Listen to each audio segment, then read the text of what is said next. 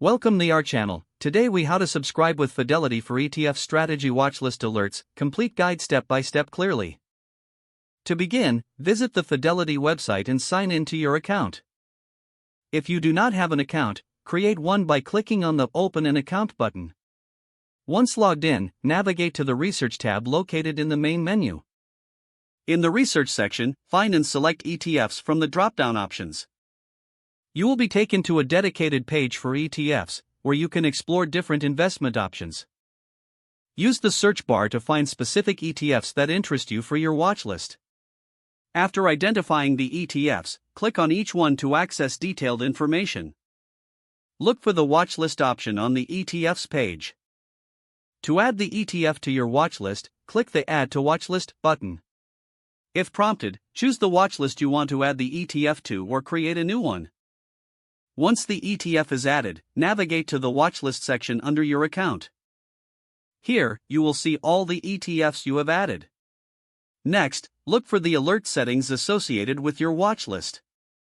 Select the option to manage or set alerts for price movements or news regarding your ETFs. Choose the alert criteria that best suits your investment strategy. You can opt for price alerts, percentage changes, or news updates. After configuring your alerts, save your settings.